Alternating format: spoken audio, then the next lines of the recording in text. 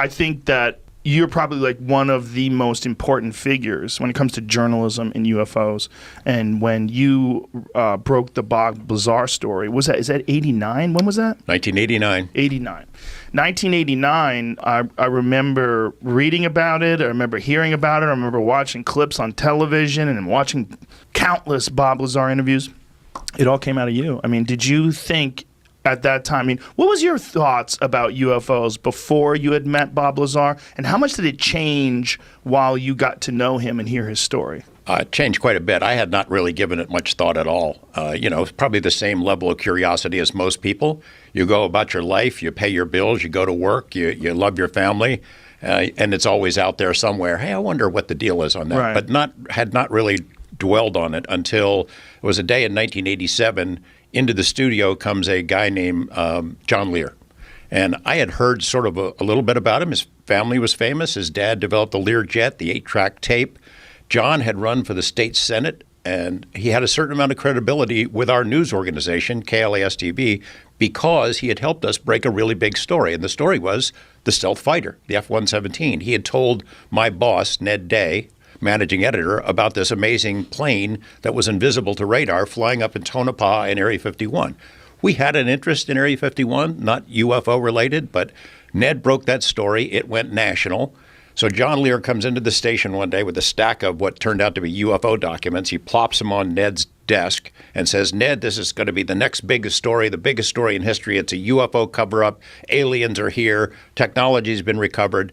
Ned takes a look at it and says, I'm not doing this story. If it was true, I'd already know about it. This is crazy. Well, I'm eavesdropping, as I tend to do.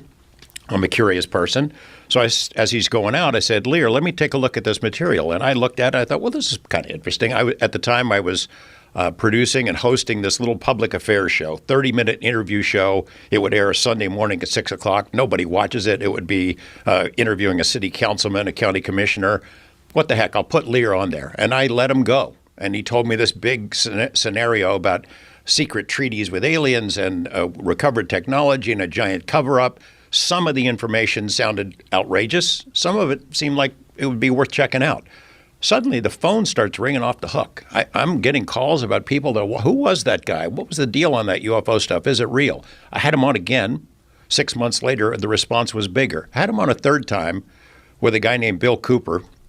I regret that. And he told him an even more elaborate conspiracy. He's the Behold the Pale Horse guy? Yes. Yeah, I read that book, and halfway through I was like, what in the fuck is this? Yeah. He tied in the JFK assassination. And, everything. Bases on the moon. Aliens are there right now. He had this scenario where he had seen these documents when he was in the Navy, and he's going to tell the world about it, then he's going to go away. Well, every time he told the story, the documents got bigger and bigger, and anybody who criticized Bill Cooper became part of the secret government, including me.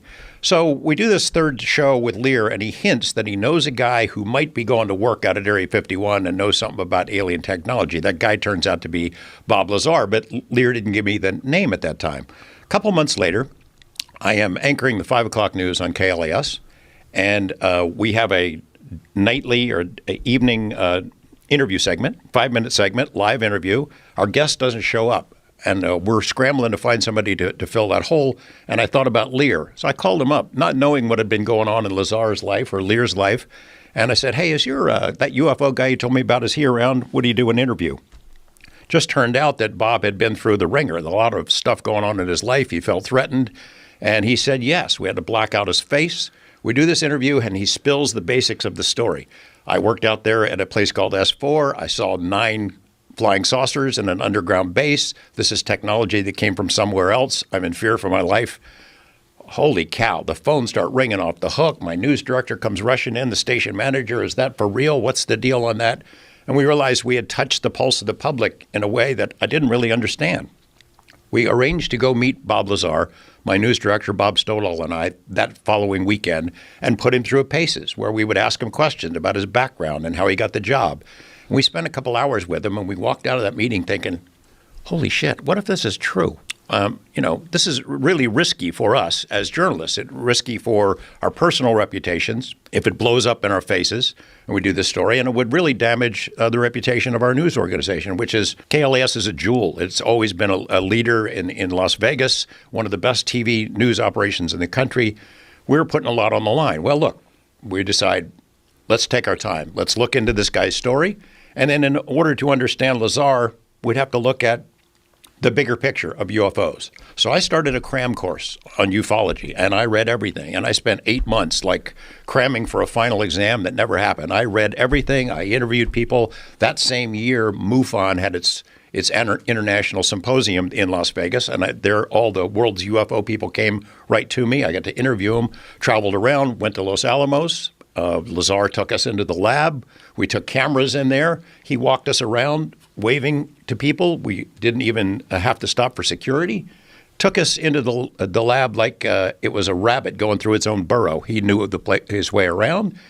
We were allowed to take a camera in there. We put those stories together, put them on the air in November, and man, it just went through the roof. Every night of this 9-part series, people got the audience got bigger, phones ringing off the hook, people calling, giving us information. Suddenly, it's on something called Paranet, which was sort of a precursor to the internet, and it was huge. And it changed my life for sure. I had no idea that there were so many people out there interested in the topic, and I was hooked. And I really got hooked on Lazar not only because his story.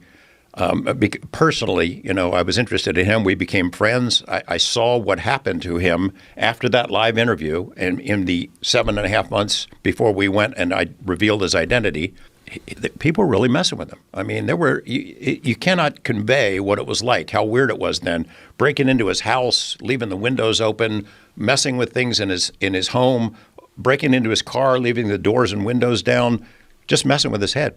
And you think that was the government that was doing that? Yeah, I do. I think so. And then, so I had put out a call to people, hey, I want other people to come forward. This was before his identity was revealed. Yeah, we should explain this. I am actively seeking information from the public. If you ever worked at Area 51 or S4, you know anything about this, you're at Nellis Air Force Base, reach out to me. So I started getting calls, and 6 people right in a row who had talked to me on the phone and offered to give me information were visited right after the call. One of them was a guy who did tax returns for people at Nellis Air Force Base, and he had got to know these guys really well and got information about crashes. There was a guy who was a golf pro at Nellis who had gone on out road trips with officers and told him about this weird stuff out at Area 51 that seemed to be from somewhere else. He gets visited and told to shut up. There was a lady who worked in the court system, a cop.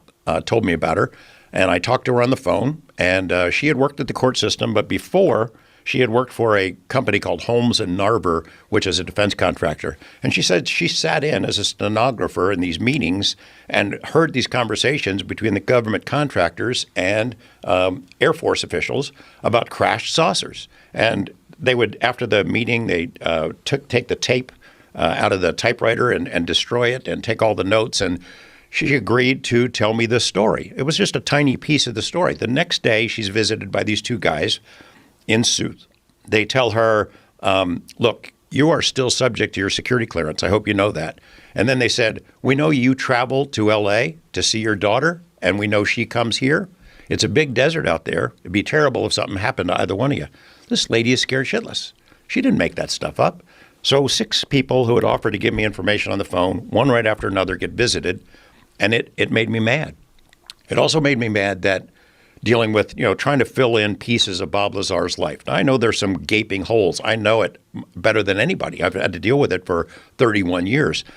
But I always thought if he worked at Los Alamos in classified projects in a scientific or technical capacity, then it would make sense that he could get hired into a program like S4 as somebody who thinks outside the box.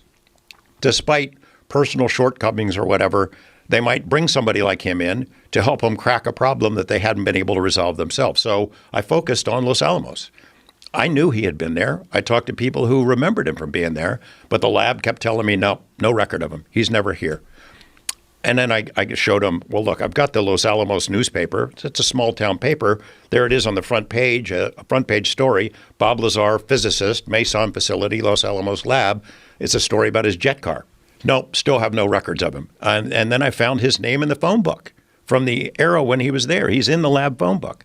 He had been hired by a company called Kirkmeyer, which is a company that's a headhunter that fills positions at Los Alamos and places like that. So great, I'll reach out to Kirkmeyer. They said, yeah, we hired him. Yeah, we've got records. Can I get it? Can I get his employment records that would show where he went to school, whatever information you guys had? Yes. A couple weeks go by, nothing. Couple more weeks go by, I call him again, I start writing them. I've got a stack of letters that thick. It went on for 2.5 years, and finally, by the end of it, they said he was never here. We don't have any records. That pissed me off. It made me mad, and I think that is really what got me hooked in the story, is that I was being jacked around by government and national facilities like that. We should explain the Los Alamos thing, because the Los Alamos thing coincided with him doing work at MIT, right? Is that correct? That's how he's explained it to me. Yeah, and the way he explained it to me, I don't think I'm at liberty to say what the project was, because the project, the way he was describing it, is essentially internationally illegal, like what they were working on. And that's one of the reasons why he was saying, he explained what the project was. It sounded very feasible, also very evil. And then it was basically a weapon. And then he said that this is the reason why there was no actual record of him studying at MIT. It wasn't important that he got a degree. It was important that he understand the technical specifications of what they were attempting to accomplish. That's my understanding as well. Yeah. And, it's always been the most problematic part of his background. And it's where a lot of people in the Bob Lazar story, that's where they stop. But the thing is, when you listen to him talk and when he describes things, it's very clear he's educated. Oh, he's a brilliant guy. Yeah. But I had always told him, and Bob, you're my friend. I want to have a conversation with you about these claimed degrees, because I didn't believe that he'd ever sat down. In those days, you go to a college like MIT or Caltech and get a degree. You've got to take classes in something other than science. I could not imagine Bob Lazar taking an English lit class to save his life. But he is a brilliant guy. I'll give you an example. In April, COVID thing is raging. My wife and I are staying at home. We're getting packages delivered for food and things of that sort. I'm a little worried. They didn't know about contact, whether you can get it off of cardboard boxes or whatever. And I mentioned to Bob in a phone conversation, I'm thinking about buying one of these UV screener systems. He goes, wait a second, don't buy one. I think I've got the parts that I can make you one in my garage. And a week later, it arrives. This thing, he's got it in his garage, handmade, this big scanner with these UV things that works. He just whipped it up in his garage. I'll remind you, you got the scanner. I got a laser gun. Right. You got a laser gun? I did, man. It is super powerful. So it's like a handheld toy that he retrofitted with a superpower. So I'm like lighting shit on fire in my house. So it looks like a handheld toy, but it's actually a real laser? It's a toy with full noise, but he put a diode in there, and it's super powerful. Like it can light shit on fire. My wife hates that shit. So I got the laser gun. You also got the flamethrower, though. Lazar made a flamethrower. This is before your buddy Elon made flamethrowers. No comment on that. Yeah, well, it's a massive he made one. He made a flamethrower. Massive. Yeah, he's obviously a very intelligent man. Yeah. When you listen to him talk, there's no bullshitting going on. When he talks about talks about undeniable, concrete things, when it comes to science, when it comes to elements, when it comes to propulsion systems, he clearly knows what he's talking about. And the really confusing thing for people that are detractors is he really hasn't changed his story in 31 years. It really is the same story. And that's really hard to do. So you're working there, and while you're working there, you're under this crazy schedule.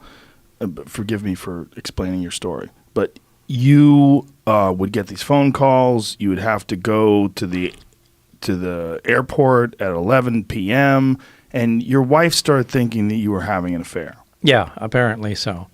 Now, I did give my permission to have, as part of the, security clearance process, I gave written permission to have the phones monitored and things of that sort. So they weren't doing any covert stuff. They, with any Q clearance, which is civilian top secret clearance or military top secret clearance, they go talk to friends and places you've been, make sure you're not connected to foreign countries. But, monitoring your phone is nothing unusual.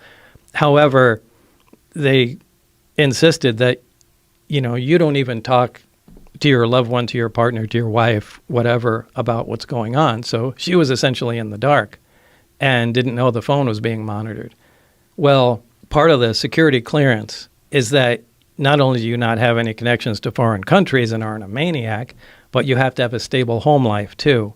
Well, she started having an affair with a flight instructor. Now, they were monitoring this on the phone, and they knew it, and I didn't. So they stopped me coming in, and their attitude at the time was, we need to see how this is going to play out, and if Lazar is going to get a little weird or anything. So let's just hold him off from coming in and, see what happens. And they explained this to you, what was happening? Well, after the fact, yeah, because time kind of went on, and there were guys that were following me around, and I started getting a little concerned, going, well, shit, are they booting me out of the project? And if so, they're not just going to let me hang out at home and go get a new job knowing what I know. So as time went on, I started getting a little concerned, and I took my closest friends and just kind of got together and I said, hey, remember that job I told you about? This is what's going on. And you don't need to take my word for it. Wednesday night, we need to all go out here. I want to show you what's going on. So I took everybody and we went out to, remember, since I had the test flight schedule, and went outside the base, out into the desert, and so everybody could see, one of the high-performance tests. And, it left quite an imprint on everybody, so they knew I wasn't. And there's videos crazy. of these tests, right? Yeah, but remember, this is in the dark in the 80s with a big monster-sized camcorder, and you got, a bright light jumping around. But, we did video of it, but there's no, by today's standards, it's. But is your video specifically available, the video that you took? Yeah, well, George Knapp has it. Is it online? Do you know? I have no idea. Jeremy? Yeah, I show clips of it in my film. It's online, and someone did a deep analysis of it. It was interesting, to see how his video looks now. But as far as video evidence, we are talking 80s camcorders. The most important thing is the human story here. Everybody that he took up there on 3 separate occasions, they don't all like each other. They don't all talk. They all agree on one thing. They saw something that night at the exact point in time and space that Bob Lazar said. And remember, this is 17 miles south of Area 51. No one even knew really about Area 51. We're talking Papoose Lake, and they all agree.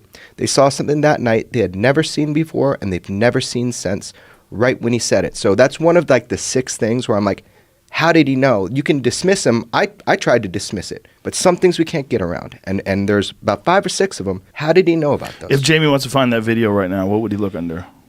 Bob Lazar, UFO, S for Area 51, just kind of like that.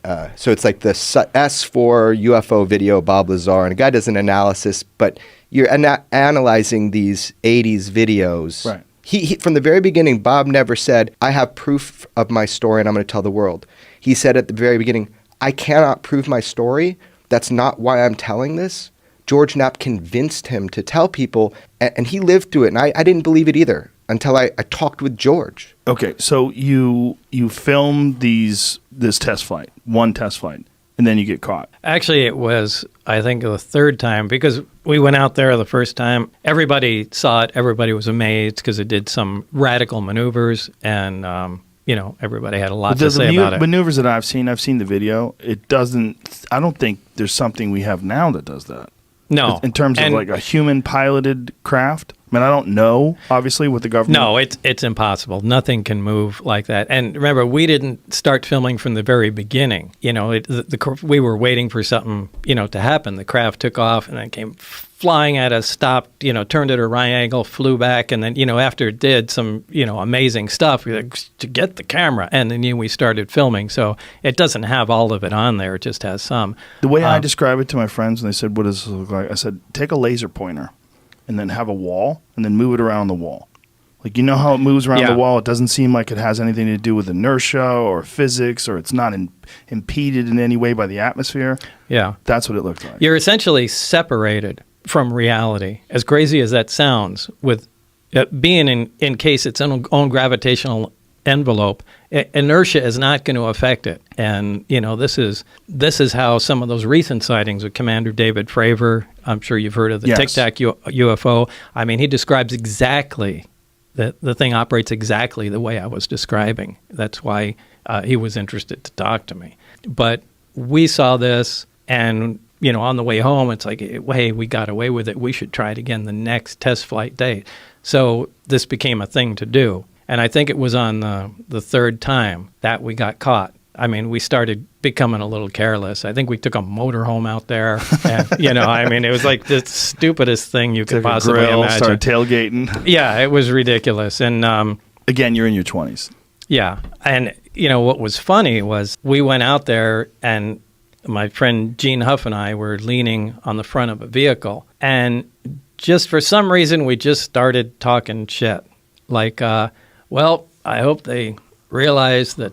I don't remember what we were saying, but it's something about attacking the base or something along those lines and stealing the craft or something like that. Something crazy. Then about 20 feet in front of us, we see a little green light fall on the ground and roll to us. And unbeknownst to us, now it's pitch black. You can't see your hand in front of your face. There were a bunch of guards standing right out there, and they had a night vision scope where they were like from here to the wall looking at us, listening to us, and the guy dropped it, and the scope rolled over to us, and you could see the green screen. We turned the lights on, and all these guys are there. So it was... Whoa. Yeah. So we did incredibly stupid stuff and got caught, as we should have. So when they catch you and they bring you in, then what happens? Well, I went in for debriefing. The following day, I went to Indian Springs Air Force Base, which is kind of a defunct base that they used to use at the nuclear test site. And this is when they brought out the transcript of the phone call with my wife. And, they sat me down and we said, when we meant to keep the secret, we meant you can't tell your friends, right? It just being sarcastic and trying to. Mm-hmm. And then they got real serious. But this is where they, took the transcript out and were reading me what my wife and, our friend were talking about. I don't know, it was a hard time. So what happens from there? What do they do with you? Why don't they arrest you? I don't know. I don't know why. I'm not sure they knew what to do. But they did let me go that night, and I went home. And this is kind of when the most stressful part started. Because you're realizing that you're being monitored 24/7. Now I know not only am I being monitored, but now I know I'm in trouble. And it wasn't a short time after that I contacted, at that time, the only investigative reporter I had heard of in Las Vegas was George Knapp. Told him some of the story because I had no idea what the hell was going to happen at that point. So George Knapp tries to dissect your story, tries to find holes in it, tells it, puts it online, and makes everybody aware of it, and that's how I found out about it. Yeah, to make a long story short. Yeah. What happens, to really make a long story short, what happens from there on? I mean, do they contact you and say, hey, Bob, it's probably a good idea if you shut up? Oh, Did they try to label you as crazy? Was there... There were a lot of things that happened, between that point. I'm leaving out a lot of stuff to fill in the story. We'd have to go back to Los Alamos, and, I really don't want to talk about that. Top secret weapons stuff that you were working on. No, I'm talking about the 115. Mm-hmm. Well, I don't know. I have to think about how I'd... What is the problem with this? I don't want to get myself into more trouble by admitting something, so I just have to dance around a couple. He was rated just during the filming of the movie. People thought it was the movie's great, by the way. Thanks, Joe. And it's on Netflix right now if anybody wants to check it out.